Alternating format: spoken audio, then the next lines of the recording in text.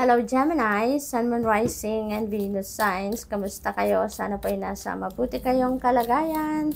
Welcome back po sa Star Tarot. Kung bago kayo dito, welcome din kayo. Thank you sa inyong support. I truly appreciate it. God bless you all. Gemini, paunang mensahe ninyo ay fail. Time to get out of a situation. Panahon na para umalis ka na sa sitwasyon na yan. Panahon na para isara mo na yung pinto ninyo sa sitwasyon na yan. Ano, Gemini? Posible din na alam nyo na, if this message resonates with you pretty much, alam na ninyo kung ano ang sitwasyon na to. Alam ninyong nai-stress na kayo dyan, alam ninyong hindi na kayo komportable dyan, hindi na kayo masaya dyan, kaya alam ninyo kung ano ang dapat na ninyong iwanan. We have crib, birth, or conception of a child or enterprise. Napakaganda naman nitong blessing. Ang iba sa inyo buntis or magbubuntis or manganganak. Kung hindi man kayo yan, baka kamag-anak ninyo, kaibigan, someone you know, someone close to your heart. Posible na meron din kayong bagong enterprise, bagong proyekto, bagong endeavor na aasikasuhin or sisimulan at this time. We have acts, forces working against you. Ayan, so this could be related to this situation na kailangan na ninyong iwanan, kailangan na ninyong umalis. Maring may mga tao dyan, could be trabaho related, na hindi na healthy working environment, ang inyong environment siguro dyan. Kaya, kailangan na ninyong iwanan yan. May mga taong nang i-intimidate sa inyo or mga taong intimidated sa inyo dahil sa iyong siguro success, sa inyong magandang estado, kaya parang nai-insecure ang iba, sa iyo. Kaya kung ano-anong ginagawa against you. Beware of greed, magandang paalala ito sa inyo, That's very straightforward na mensahe. Beware of your greed. Affairs with your family. So, maaaring yung sitwasyon na to is regarding also a family situation. Posibleng ganon. Maaari din na meron dito mga okasyon kayong inaasikaso or meron kayong mga inaasikasong mga pangangailangan ng inyong pamilya dito, At nasa inyong balikat yan. Mountain Road, you are on the road to success, Gemini. Paakyat na kayo sa inyong tagumpay, kaya siguro marami ang hindi natutuwa sa inyo dahil kayo ay meron na namang tagumpay na makakamit, diba? Marami talagang ganyan sa paligid natin, Kapag nakakakita ng taong umaangat, umaasenso, maraming hindi natutuwa, 'di ba? Parang na 'yan Parang sakit na ng tao 'yan. Lalong-lalo na sa paligid natin na kapag gumaganda ang buhay ng kanilang nakikita, may mga taong hindi natutuwa na mayroong ganon silang nakikita. We have Jag, light-hearted and carefree time. Ayan, so chillin lang kayo, Tama yan, deadmahin nyo na lang ito, mga taong yan na maaring naninira sa inyo or kung ano-anong ginagawa, nang-intimidate, naninira, gumagawa ng fake news, whatever, Deadman na lang at focus on yourself, diba? This is a time for you to get light-hearted lang, Chillin lang. Rainbow, the most difficult part of a situation is over. You are so blessed, You are so blessed.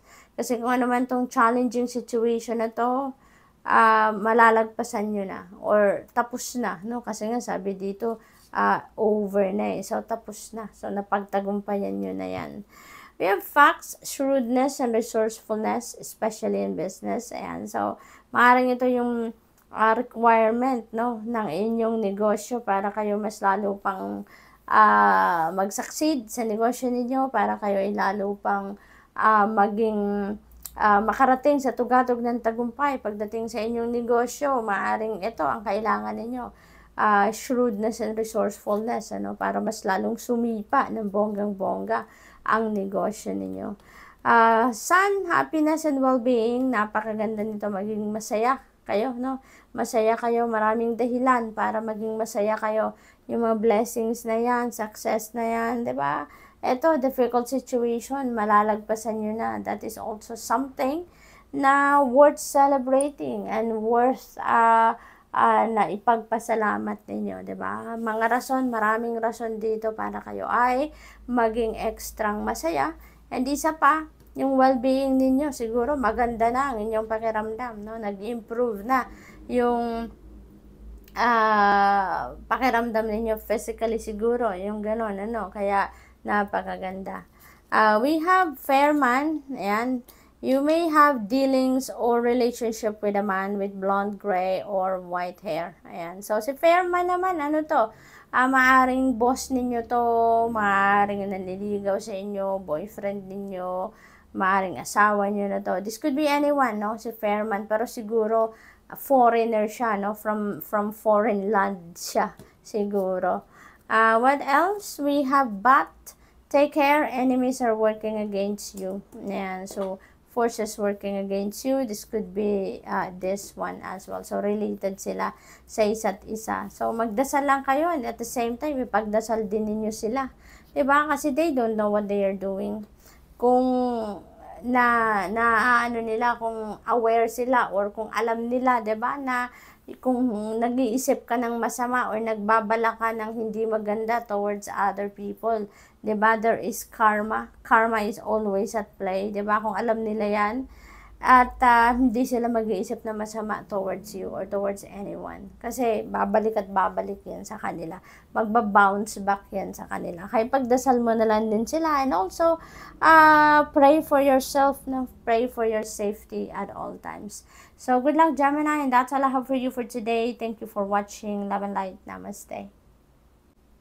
Hello Libra, Sun, Moon, Rising, and Venus signs. Kamusta kayo? Sana po ay nasa mabuti kayong kalagayan.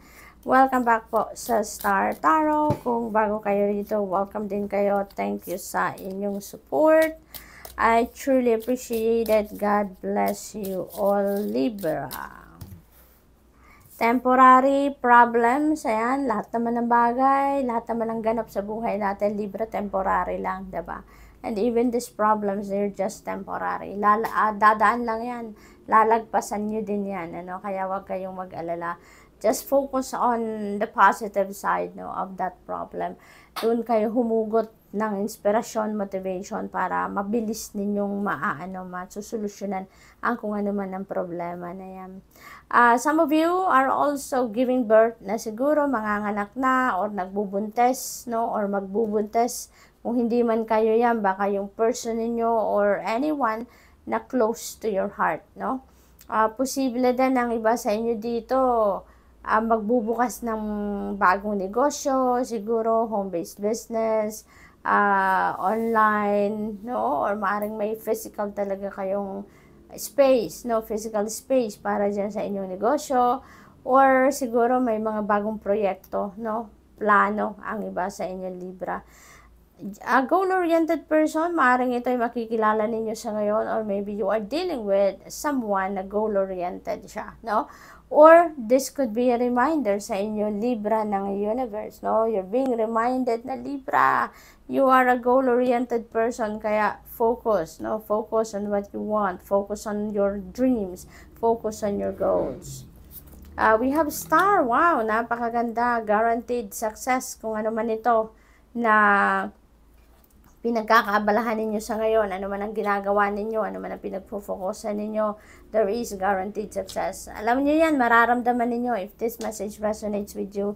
Alam ninyo kung ano yung pagtatagumpayan ninyo because for sure you are putting all your heart and soul into it. Your efforts nandiyan dyan, yung oras nandiyan dyan. Kaya alam ninyo kung ano yung pagtatagumpayan ninyo.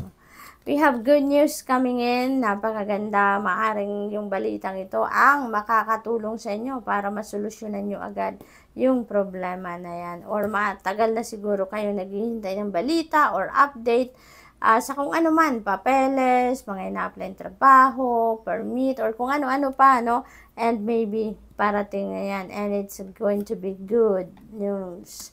An exciting event, ayan, yung manganganak, di ba? Yung mag-welcome kayo ng bagong baby sa pamilya, magbubukas kayo ng bagong business. That is a very exciting event. So, maaaring along those lines, yan, ano, nagganap dito, Libra. So, what else? For Libra, we have funnel, period of frustration, lessons to be learned. And so siguro, kaya kayo nare-remind ng spirit dito na you are a goal-oriented person, Libra. Always remember that. Kasi siguro, may mga ginagawa kayo dito na parang nafu-frustrate na kayo, no? Maaaring hindi nangyayari ang ibang bagay na ine-expect niyo. Kaya may frustration, may disappointment siguro na nararamdaman ng iba sa inyo dito. Kaya ganyan na lang ang reaction ninyo, no? Frustrated kayo at some point. Candle, you will be shown the way. Huwag kayong mag-alala, no? You are divinely guided dito. Kaya, iwasan na lang ninyo as much as possible, no? Yung negative energy na to, negative feelings na yan. Try to transmute it into positive feelings kasi magiging barrier pa yan no, between you and your success. Focus lang tayo sa kung ano magandang emosyon, niisip, thoughts, yung mga ganon, para maganda rin ang maa-attract natin na energy. So you will be shown the way. Kaya, pay attention to the intuitive messages na nare-receive ninyo, Libra, no? Kasi divinely guided kayo. You're being shown the way. You're being the path towards the right thing to do, or to the right thing na pagfo-focusan ninyo sa ngayon is being illuminated for you dito, Libra. We have arrow, you are on the right path regarding some aspect of your life. Ayan. So, napakaganda, diba? Siguro, itong kasagutan sa inyong mga tanong. Siguro, meron kayong tanong sa universe. Tama ba yung plano ko? Nasa tamang daan ba ako? Nasa tamang desisyon ba ako? Yung ganon. Kaya, sinasagot kayo, this could be the answer for you, no? Na yes, you are on the right path, no? So, ipagpatuloy mo yan. You are on the right direction, kaya go for it. So, that could be the answer to you. And that could be a go signal, no? Para sa'yo. Maaaring that is a yes answer, kumbaga, para sa iyong katanungan. So, what else for Libra? We have spare heartache over what you no longer have. Ayan. So, parang meron pa kayong sakit na nararamdaman, over something or someone na hindi na naman na konektado sa'yo or wala na sa buhay ninyo. So, parang meron pa kayong bubog sa dibdib, no? Regarding whatever this is, no? Na nasasaktan pa kayo.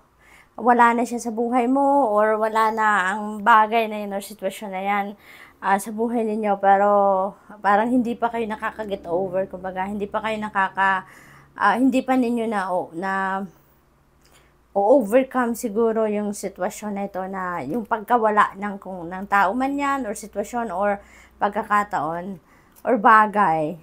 So, Dark Man, you may be dealing with someone dito, no? Na lalaki na merong dark complexion or dark hair, no?